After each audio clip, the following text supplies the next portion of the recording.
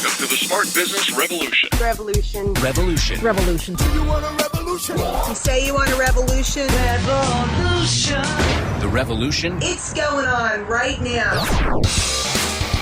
Welcome to The Revolution, the Smart Business Revolution podcast, where we ask today's most successful entrepreneurs to share the tools and strategies they use to build relationships and connections to grow their revenue. Now, your host for The Revolution, John Corcoran.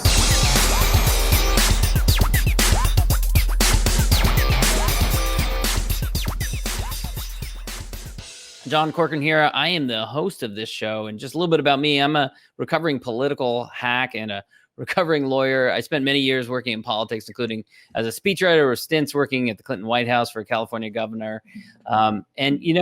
I spent many years practicing law in Silicon Valley and the San Francisco Bay Area. And 10 years ago, I discovered the medium of podcasting, and I've been doing it ever since. It's one of the privileges of my life to be able to talk to such amazing people like the gentleman on the other end of the line who we're going to talk to here today, who I also have the privilege of calling my business partner. But, over 10 years of talking the to the show. person I thought you were going to mention. You're on the list, friend. Okay, awesome.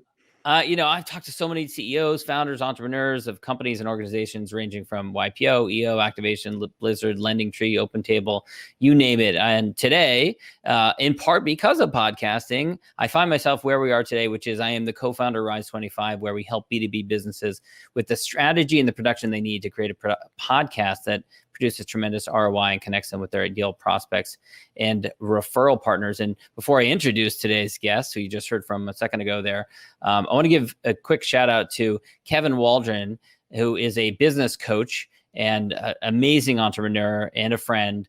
Check out waldronleadership.com. Kevin was one of my first podcast guests 10 years ago, and he is so amazing. As a result of him being a guest, we had not known each other for that long. We ended up creating our first digital course together 10 years ago, which maybe I'll tell that story during this.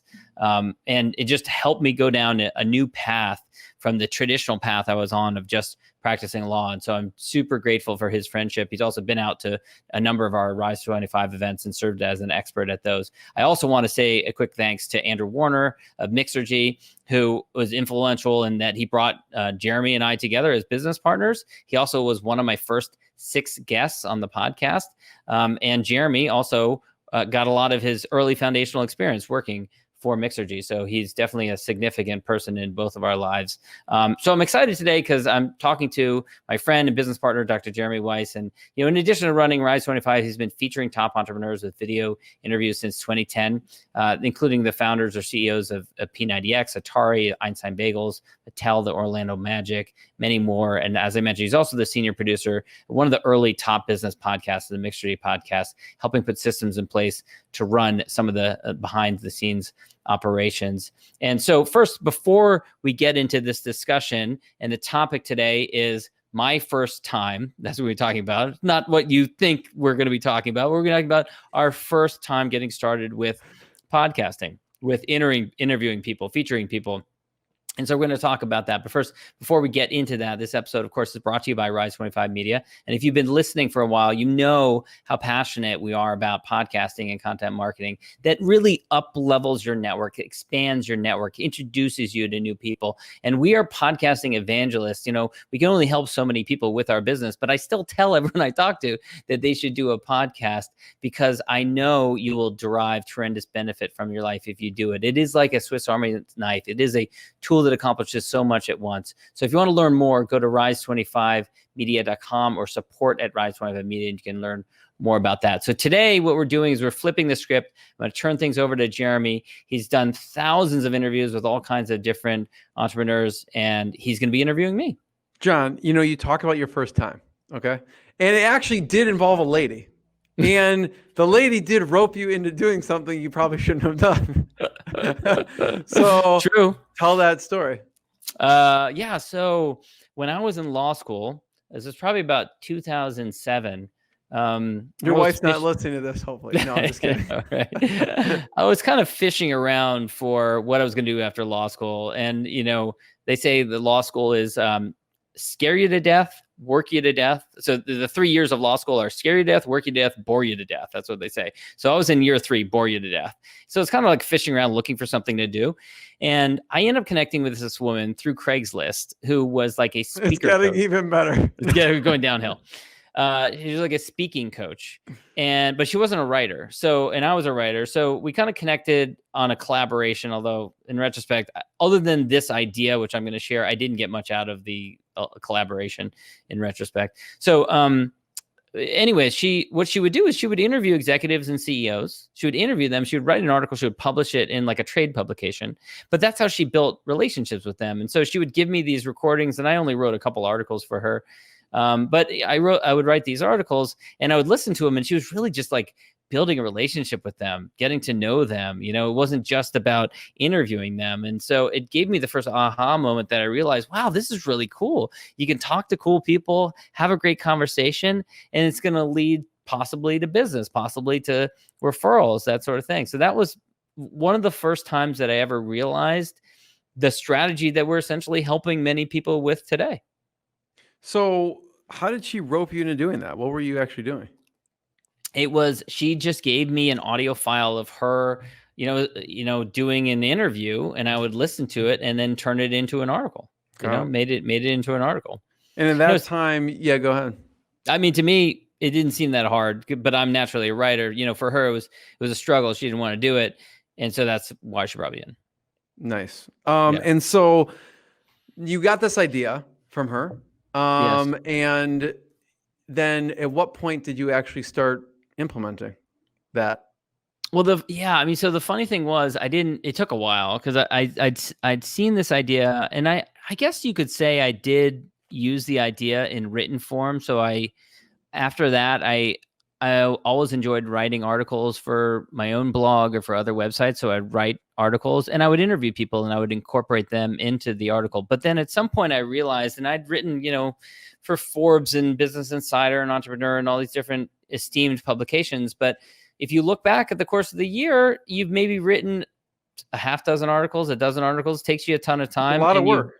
You've built relationships with 6 people, 8 people. Nothing that's going to really move the needle.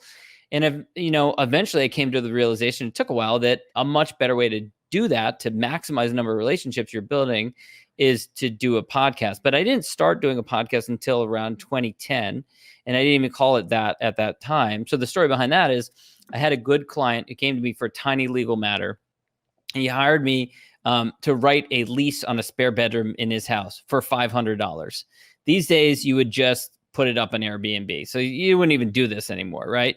But he hired me for that. But I researched him and I was like, wow, this is a really interesting guy. He'd started a number of companies, serial entrepreneur, lived in Europe, all around the globe, started companies that really had gone public and become household names. And so I said, kind of on a whim, I said, can I have like 20 minutes of your time? I'd love to just interview you over the phone. I'll record it and I'm going to publish it to the internet. That's all I said. I didn't even know how to do that at the time, but I figured, well, I'll figure out how to do it. And which I did later. But after the conversation was over, he was like, hey, that was a lot of fun. Could you help me some other legal matters? I've got a couple other things that I need done. Could you help me with this thing and this other thing and this other thing? And I was like, sure, that sounds great. I'd love to, And afterwards I was like, well, I really like that. That was pretty cool. Maybe I'll do it again and again. And so I started interviewing I was practicing law at the time. I started interviewing other attorneys that I knew, that I was friends with, started interviewing senior attorneys in the local community who were basically my competitors, but many years advanced to me. And what I found is that then they would start referring business my way that was too small for them, but it was plenty big for me. It was substantial for me. And then I started branching out. I started interviewing founders of different companies, like Three Twins Ice Cream, which unfortunately recently went under. I interviewed the local semi-pro baseball team founder just because I thought that was interesting. He started a new semi-pro baseball team. I had a conversation with the founder of Lagunitas over the phone to interview him, who's a kind of a quirky guy. Never ended up interviewing him, but I just kind of more and more interesting people started coming along and started connecting with people. What's interesting, John, is because we'll talk to people and they go, well, I'm everyone's different, but some businesses, is this going to work in my local area? I'm a lawyer. I only serve the San Francisco area or Detroit area or Chicago area. Does it even make sense to do it? And kind of what you said is like, well, you can get to know like a lot of people in your vicinity. In my opinion, it actually puts it on hyperdrive, right? You just talked about, okay, so the owner of the semi-pro team, the owner of the local ice cream place that everyone goes to, Yeah, absolutely. Yeah. I mean, it gives you license to reach out to them. It gives you an excuse. Whereas like if you're just a regular service provider, and you reach out to someone like that, it's just, depending on what you do, it's probably going to be perceived as, oh, this person is just trying to sell to me. If you can't just reach out to the owner of the local baseball team and say, hey, do you have 15 minutes? I'd love to like pick your brain, just like talk to you about what it was like starting a baseball team. He's gonna be like, no, I'm busy. I got lots of stuff going on. But when you make that shift and when it's for the purpose of promoting them, and a lot of people I think struggle with that idea that if you're just starting out, you're starting a podcast, that it actually is delivering value to that person. It's giving them additional exposure because they think like, oh, I don't have an audience or I don't have a lot of downloads yet or something like that. It doesn't matter. It's still, you are taking time out of your day in order to help promote that person. And there are other ways beyond downloads that you can share it. Of course, you can tell your friends, all your friends and neighbors, you can share it on your social channels. There's other ways you can get additional exposure for them. That's a good point. We talk about that. I don't have an audience. What do I do? What do I do when I'm reaching out to people? And, it's like, what do you provide? How do you provide value? And I know I've posted a link, let's say on social media, LinkedIn, and I just thought about who would be good to watch this specifically. And I remember it was someone who did LinkedIn ads. And all I did was tag one person in the comment. I'm like, hey, I know you do run LinkedIn ads. You should probably watch this. Mm-hmm. And they connected, right? And so, and people get clients. So you don't need to have an audience of 1,000 people, 10,000 people, 1 million people. You just have to think about who would that interview be valuable for. And, I joke around, John, you say this, you just need your phone, right? I mean, you literally need your phone, and you have people in your phone. Everyone has connections. If you look on Facebook or LinkedIn, your close connections and in your, just to text people and say, this would be valuable for you to listen to. Yeah, absolutely. And, it's a different world that we live in these days.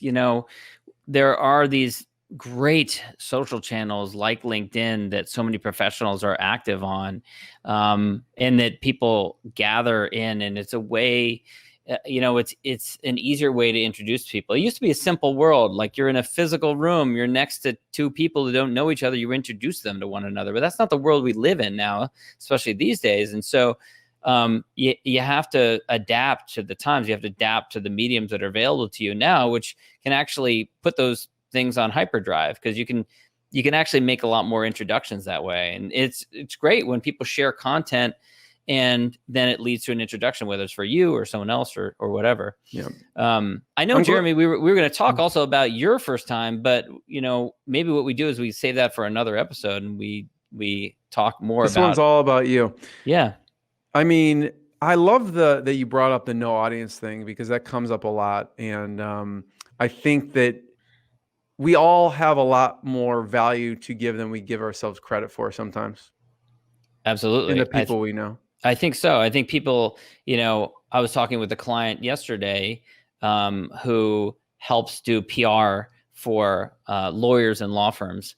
And, she talks to these, really seasoned, experienced law firm partners who've been practicing law for 20, 25 years. And what's the first thing out of their mouth?